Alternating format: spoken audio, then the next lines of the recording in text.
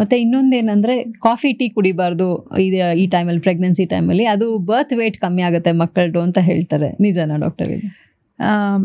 less than 200 grams of caffeine per day is okay. Less than 200 grams ಅಂದರೆ ಒಂದು 150 ml 1 cup, 1 filter coffee, ಒಂದು cup per day.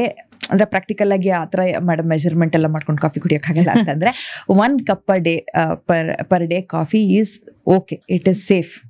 Okay, ತುಂಬಾನೇ coffee ಕುಡಿಯೋದ್ರಿಂದ ಸ್ವಲ್ಪ ಪ್ರೀಟಮು, low ಬರ್ತು ಆ ಥರ ಆಗೋ ಚಾನ್ಸಸ್ ಇದೆ. So caffeine has to be limited to less than 200 grams per day. So caffeine content ಜಾಸ್ತಿ ಆದ್ರೆ ಬರ್ತ್ ವೇಟ್.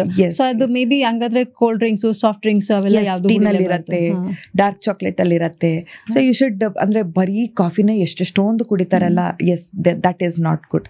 ದಿನಕ್ಕೆ 1 ಕಾಫಿ ಕುಡಿಯೋದು ಇಸ್ ವೆರಿ ನಾರ್ಮಲ್. ಹಾಗಾದ್ರೆ ಯಾವ ಟೈಪ್ ಆಫ್ ಫುಡ್ಸ್ ಅವಾಯ್ಡ್ ಮಾಡಿದ್ರೆ ಬೆಟರ್ ಅಂತ ಹೇಳ್ತೀರಾ ಈ ಟೈಮಲ್ಲಿ? ಪ್ರೆಗ್ನೆನ್ಸಿ ಟೈಮಲ್ಲಿ I would advise avoid very spicy foods ಮತ್ತು ಈ ಜಂಕ್ ಫುಡ್ಸು. ನನಗೆ ಕ್ರೇವಿಂಗ್ ಆಗುತ್ತೆ ಅಂತ ಜಂಕ್ ತಿನ್ನೋದು.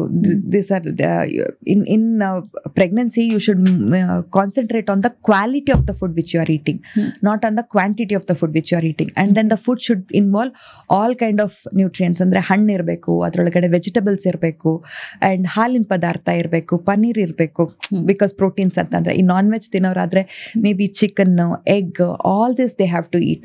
ಓಕೆ, ಅಂದರೆ ನಾನು ಯೂಶಲಿ ನೋಡೋದಾದರೆ ಎಷ್ಟೊಂದು ಅನ್ನ ಸಾರು ತಿನ್ಬಿಡ್ತಾರೆ. ಇಲ್ಲ, ನನ್ನ ಪೇಷಂಟ್ ಕೇಳ್ತಾರೆ, ಇಲ್ಲ ಡಾಕ್ಟ್ರೆ ನಾನು ಚೆನ್ನಾಗಿ ತಿಂತೀನಿ. ಏನಮ್ಮ ತಿಂದೆ ಅಂದರೆ ಅನ್ನ ಸಾಂಬಾರ್.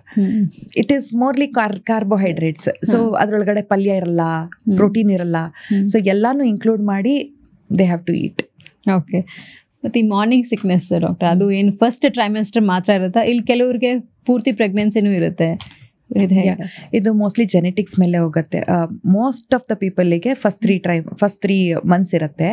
ಆಮೇಲೆ ಸ್ವಲ್ಪ ಕಡಿಮೆ ಆಗುತ್ತೆ. ಬಟ್ ಒಬ್ರೊಬ್ರಂತೂ ಇನ್ನೇನು ಹೆರ್ತಾರೆ ಅಂದರೆ ಅದು ಅರ್ಧ ಗಂಟೆ ಮುಂಚೆನೂ ವಾಂತಿ ಮಾಡ್ಬಿಟ್ಟು ಹೆರ್ತಾರೆ. ಸೊ ಅಲ್ಲಿ ತನಕನೂ ಇರುತ್ತೆ ಪಾಪ ಒಬ್ರೊಬ್ರಿಗೆ.